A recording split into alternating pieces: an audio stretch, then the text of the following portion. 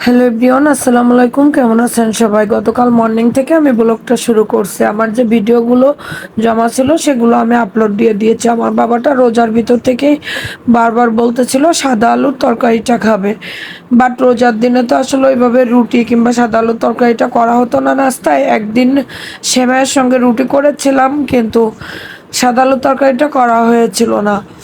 এর জন্য আমি গতকালকে সকালে এখানে আমি 2-3টা আলু কেটে নিয়েছি কিউব করে, এভাবে পেঁয়াজ, কাঁচামরিচ আর কিছুটা জিরা ফোড়ন দিয়ে, তেজপাতা দিয়ে একটু তেলের উপর ভেজে নিতে হবে। 5-10 মিনিটের মতো একটুখানি ভেজে নেবেন। ভেজে নেওয়ার পরে যখন হালকা একটু বাদামি কালার চলে আসবে তখন পানি দিতে হবে। পানিটা একটু পরিমাণের থেকে বেশি দিতে হবে, কারণ এই সাদা আলুর তরকারিটা আলুটা সিদ্ধ হবে, প্লাস আলুটা অর্ধেকটা আলু একটু ভাঙা ভাঙা করে দিতে হবে যাতে আঠালো ভাবটা তৈরি হয়। আর যেহেতু আমার আটা ছিল না, এর জন্য এখানে আমি ময়দাটা লবণ দিয়ে আর সামান্য পরিমাণ তেল দিয়ে কুসুম গরম পানি দিয়ে এখানে আমি ময়দা মেখে নেব। সাদা আলুর তরকারি দিয়ে পরোটা খেতে তো অনেক বেশি ভালো লাগে। একটা পরোটা একটু তেল দিয়ে ভাজি করে দিয়েছিলাম, আর পরোটাগুলো এই আমি আটাতে যে তেল ব্যবহার করেছি এই তেলেই যতটুকু হয়েছে সেটা দিয়ে ভেজে উঠিয়ে নিয়েছিলাম আর কি। আর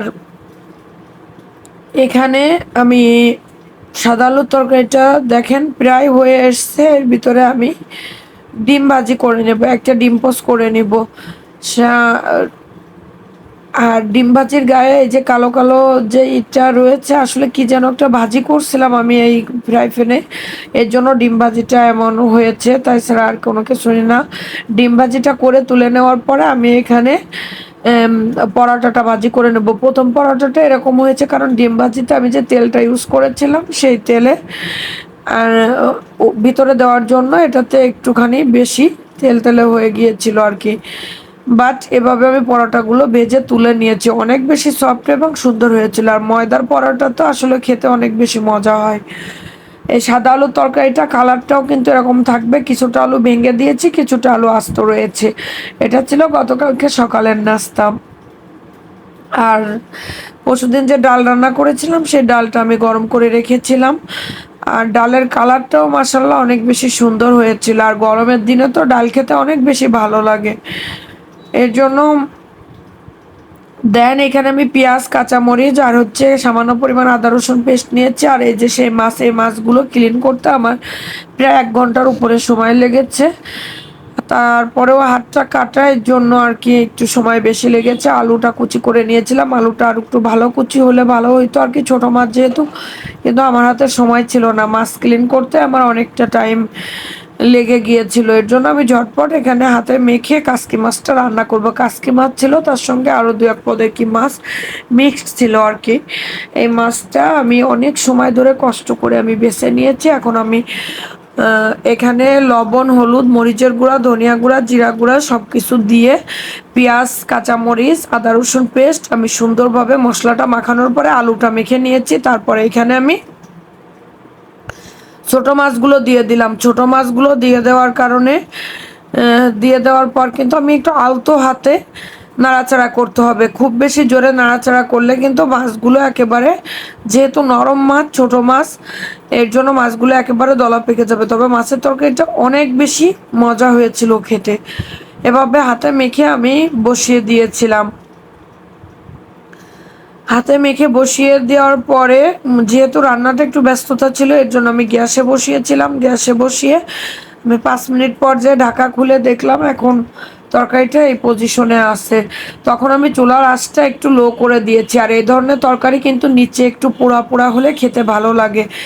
আর তেলের পরিমাণটাও কিন্তু ছোট মাছে একটু বেশি লাগে। ছোট মাছের চচ্চড়ি অনেক দেশে পুরপুরি বলে, যাই হোক উত্তর অঞ্চলের মানুষ বলে এটাকে ছোট মাছের পুরপুরি। যাই হোক আমাদের এখানে চচ্চড়ি বলে।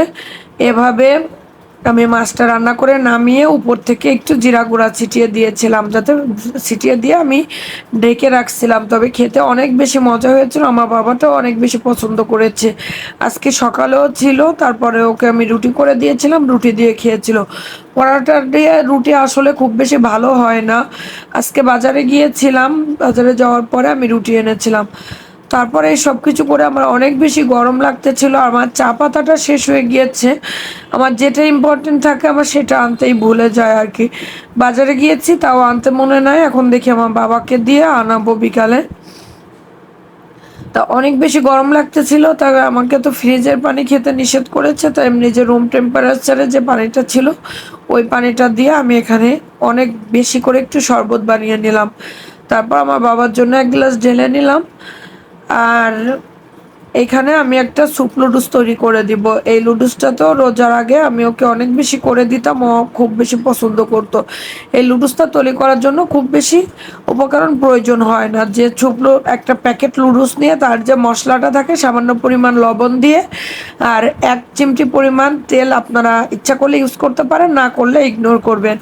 তারপর এটা যখন ফুটে আসবে তখন সস দিবেন, টমেটো সস ব্যবহার করবেন আর উপর থেকে একটা ডিম একটু দিয়ে দিবেন আর কি লুডুসের উপরে। তখন এই ডিমটা এভাবে কিন্তু হাফ ভাঙ্গা ভাঙ্গা এরকম হবে। খেতেও কিন্তু অনেক বেশি মজা লাগবে, প্লাস এই রেসিপিটা কিন্তু অনেক বেশি পুষ্টিকর। ডিমটা পানি পোস্ট ডিমের মতো। আল্লাহ হাফেজ, ভালো থাকবেন সবাই, সুস্থ থাকবেন, আমার জন্য দোয়া করবেন।